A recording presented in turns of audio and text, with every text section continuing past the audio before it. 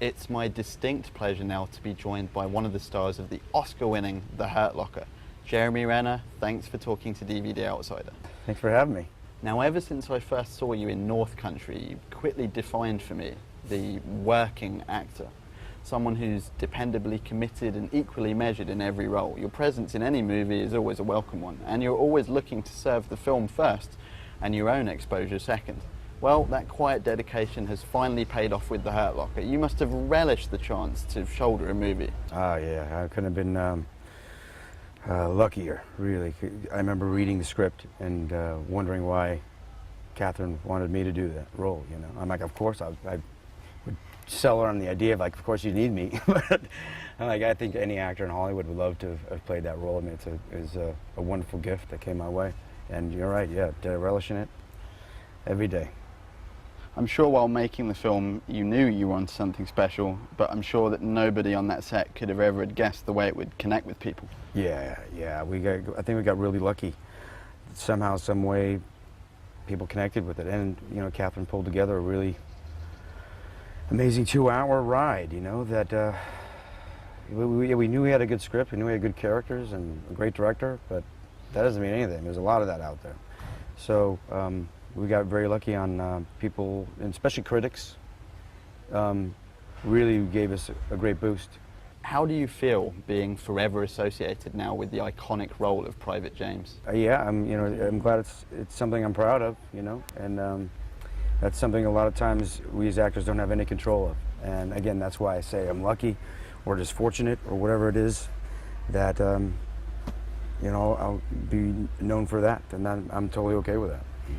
While you were denied Best Actor, and many would disagree with that decision, you nevertheless got to stand on stage with your brothers from the film, accepting the award for the Best Motion Picture. I mean, that is more exposure than a character actor like yourself could ever have hoped for or dreamed of. So, I mean, since then, has the phone been ringing off the hook with leading roles? I mean, how do you go about choosing material these days, being that you're getting so much more of it? It's no different than any time before.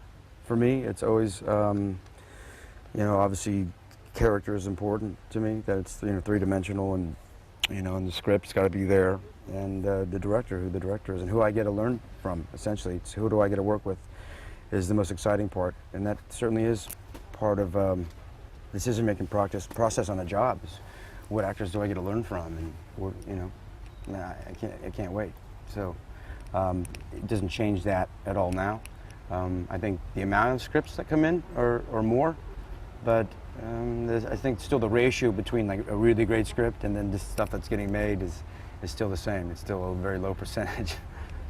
Well, Hurt Locker was obviously a very grueling and demanding shoot, and of all those challenges, of which I'm sure there were too many to talk about, what was the toughest physically, being in those locations, and also mentally in terms of you know, your performance? The most difficult, it wasn't the physical, because that, you know, it's 125 degrees for everybody in the bomb suits. It's heavy and it's arduous, but I was excited to have that stuff. I didn't have to act that. You just react. Yeah, it feeds what you do. Yeah. So I think it was much more of a mental and spiritual challenges, overcoming. Just, again, the California kid being in the Middle East was a little strange at first. I had to kind of get used to the environment, and again, not the heat, but the community and what that's all about. So it was a big sort of jaw-dropping kind of experience for me, spiritually and mentally. When you saw the finished film, was there any particular moment you were especially proud of, where you looked at it and you thought, yeah, we really nailed that? No, yeah, I'm not one of those guys really nailing something.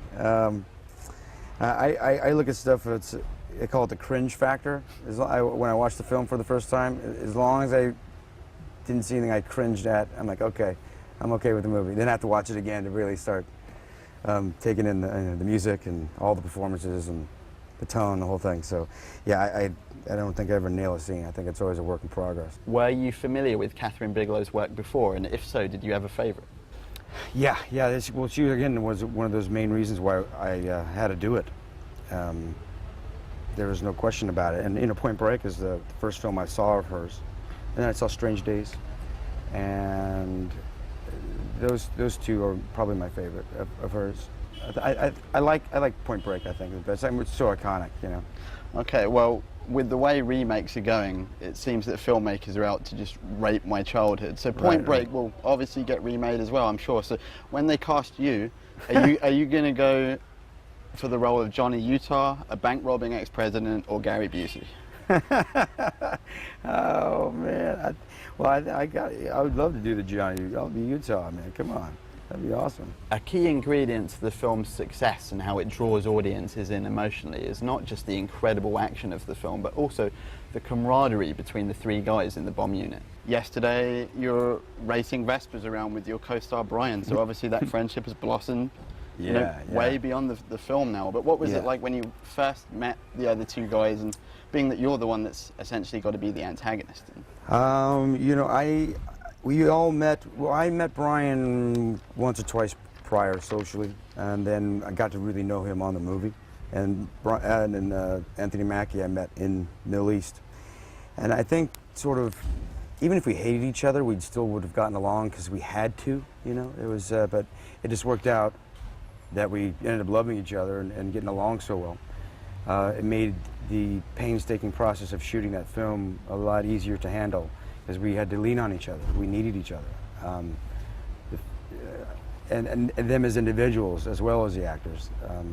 Because you have to endure a lot of things that you don't normally endure on a movie set like we did on The Hurt Locker. So we became very, very, very tight, overcoming the obstacles together that we needed to do to get the day done, to move on to the next day. We already talked about iconic action films when we were talking about Point Break, but 28 weeks later it actually reminded me of another iconic action film, Terminator 2, not just in that it's a sequel that actually improves on the original, but that it's gritty and dangerous and it doesn't pull any punches with tension-deflating humour, the kind of which you see far too often these days. So just how hard is it to be continually playing scared and surprised, which of course is what a horror film demands, but in terms of acting it never gets due credit? It was the strangest thing because I saw them rehearsing in this warehouse because they had to rehearse all these infected people, and they're all lying on the ground growling and stuff. They didn't have the makeup on or anything, and it's still kind of already bizarre. But you got 100 people running at you. I don't care if they all want to give you a hug or a high five. It's still kind of terrifying and puts you off. So now you get them dripping with blood and them wanting to eat your brains. Well, you know, it's funny though. I mean, because during a break, they'd be sipping on like a latte or something. these contacts in, the blood's dripping off them. But we didn't see a whole lot of them really anyway because we were too busy running. The entire movie we were running. Well, you did already have action experience with SWAT. So when you were doing 28 weeks, did you have any tips for Rose Byrne when you were running away from all those zombies? No. What advice can you give, I guess, you know?